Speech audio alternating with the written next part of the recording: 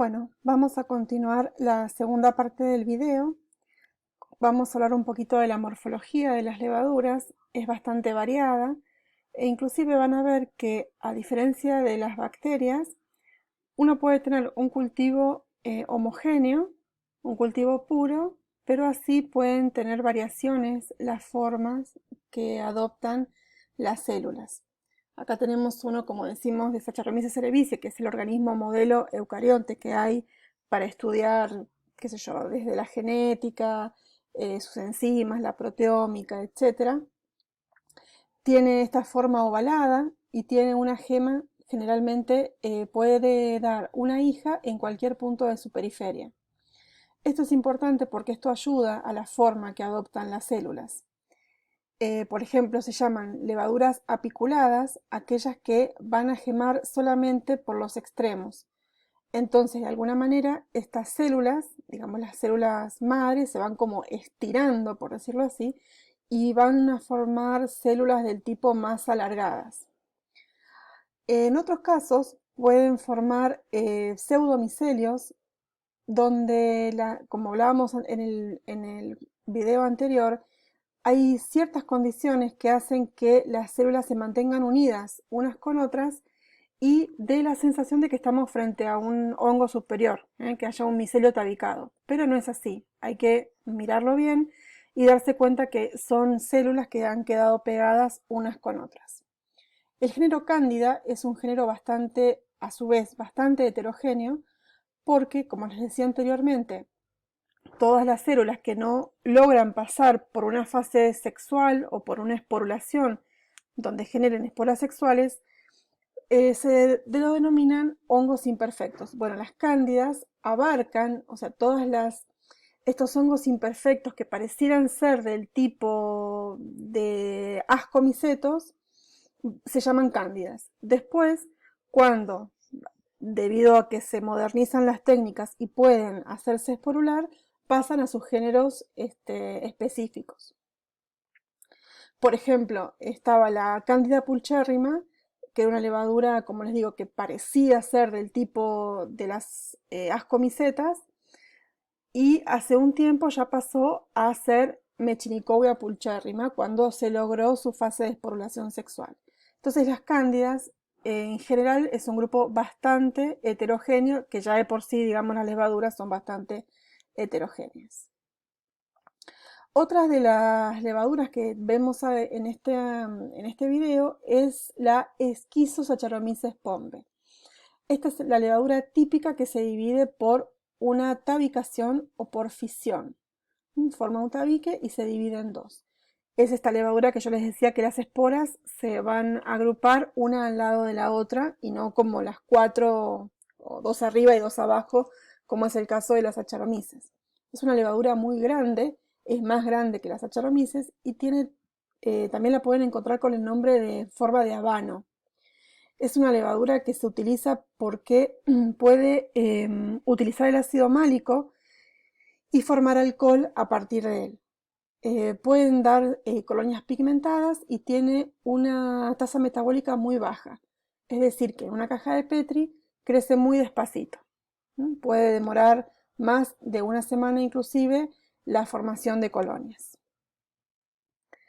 Otra de las levaduras que les presento es la Cloaquera apiculata. Esta es la típica apiculada. Van a ver que tiene una forma alimonada y justamente porque va a formar gemas siempre desde los extremos. También pueden encontrarla como forma de balón de bowling. Y como ven en la foto, fíjense que no todas tienen exactamente la misma forma, pero hay una tendencia a que sean apiculadas. Y estas manchitas que tienen como intracelularmente es lo que yo les decía que se podían ver como incrustaciones y que generalmente corresponden a vacuolas. La Cloaquera apiculata es una levadura que está muy distribuida en la naturaleza y sobre, por ejemplo, la corteza de los frutos puede estar presente en más del 50 o el 70%. Otra levadura que aquí les traigo, también una levadura apiculada, es la levadura Pichia membrana faciens.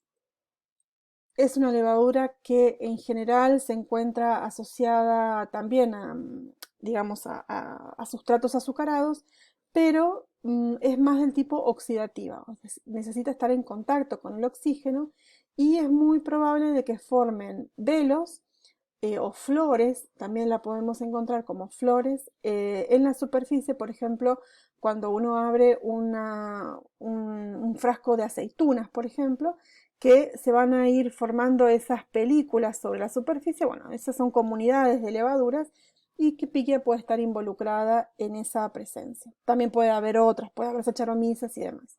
Pero ninguna de estas es patógena para el hombre, así que no hay problema si la ingiere. Entonces, pero sí sepan que las levaduras tienen son bastante diversas en su morfología.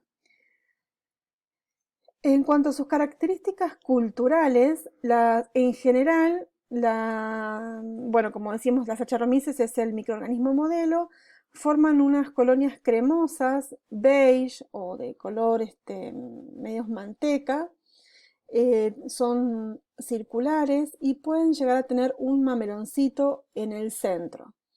Estos, cuando las levaduras son del tipo oxidativas, forman una película y digamos tienden a extenderse sobre la caja de Petri de forma tal de justamente de mantener sus células en contacto con el oxígeno. Pero son bastante butirosas, cremosas.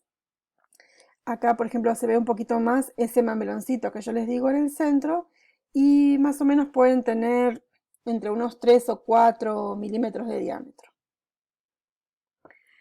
Bueno, el cultivo de levaduras, cuando uno quiere multiplicarlas, generalmente las tenemos en el laboratorio en picos de flauta o las tenemos congeladas, ya sea a temperaturas de refrigeración o de congelación, o bueno, también se puede mantener ¿cómo se dice? En liofilizadas y bajo otras formas de mantenimiento.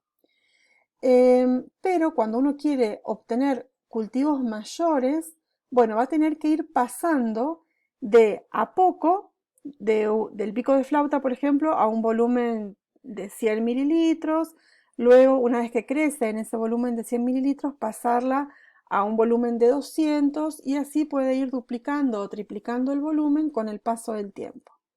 Estos microorganismos crecen, son quimioterótrofos, entonces utilizan la glucosa como fuente de carbono y como fuente de energía. Entonces, un caldo con glucosa y un poco de extracto de levadura como fuente de nitrógeno es suficiente para un adecuado crecimiento. Vamos a ir viendo cómo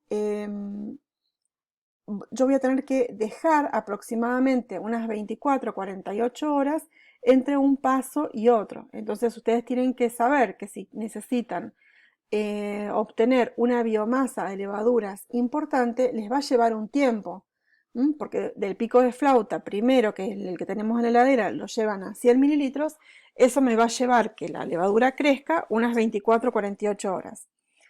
Lo mismo si esos 100 mililitros los vuelco a unos 200, o sea que ya voy a tener casi 4 o 5 días para la generación de biomasa. Y bueno, y así sucesivamente, dependiendo del volumen final que quiera obtener. Esto es importante porque justamente las levaduras en la carrera que ustedes están estudiando pueden ser microorganismos que se utilicen para la obtención de bioetanol, por ejemplo. Pero estos reactores, digamos, que trabajan para hacer bioetanol, necesitan primero contar con una biomasa, o sea, con un número crítico de levaduras, y que las van a ir obteniendo, así como les estoy explicando, escaldado, con un escaldado del cultivo, es decir, que empezamos de muy poquito y vamos obteniendo un número mayor de levaduras. ¿Y cómo tenemos que hacer esto? Bueno, esto lo hacemos porque, como les dije, tenían represión a nivel de sustrato. ¿Y qué significa esto? Significa que cuando la concentración de glucosa en donde se encuentra la levadura tiene menos de 9 gramos por litro de azúcar, las levaduras van a inducir un proceso de respiración, es decir, van a ingresar a la glucosa a través de la membrana, esa glucosa va a entrar a la glucólisis y va a obtenerse piruvato. Y a partir del piruvato va a ingresar con una adición del acetil-CoA al ciclo de Krebs y se va a respirar a dióxido de carbono y agua. Y además biomasa celular. Entonces, ese escalado lo van a tener que hacer en condiciones tales que se permita obtener la biomasa celular. También acá hay otros productos metabólicos que son importantes para otros procesos industriales. Es importante que vean esto porque, como les digo, son anaerobios facultativos y pueden tener un metabolismo totalmente aerobio como pueden tener un metabolismo fermentativo.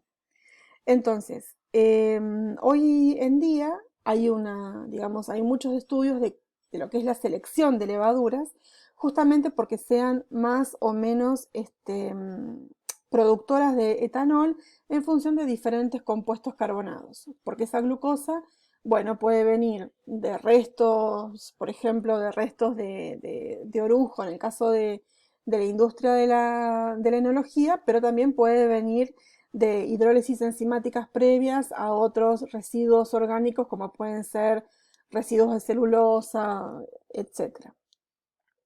Entonces, lo que sí me importa que sepan es que la misma levadura, dependiendo de la concentración de azúcar, puede ser que eh, haga fermentación alcohólica o haga respiración. Si hace fermentación alcohólica, entonces fíjense que a partir de la glucosa entran a la glucólisis y se obtiene el piruvato. Y luego del piruvato se reduce a acetaldehído y luego a etanol, ¿sí? Con producción de, o sea, acá este NAD reducido se oxida. Bueno, acá hay otros mecanismos para reoxidar este NAD, pero lo importante es que si la levadura está en condiciones menores a 9 gramos por litro, directamente de acá, va al ciclo de Krebs. ¿Tá? Y si no, forma fermentación alcohólica, que serían estos dos pasos propiamente dichos.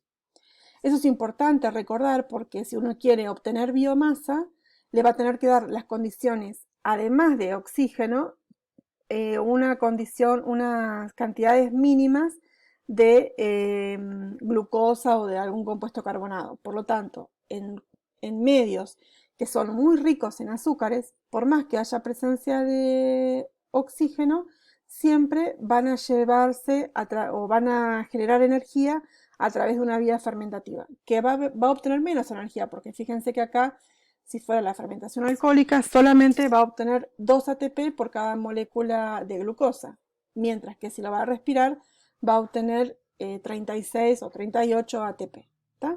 Entonces, hagan foco en esta forma metabólica que tienen las levaduras dependiendo del medio de cultivo en donde se encuentran. Esto se llama efecto Crabtree o contraefecto Pasteur.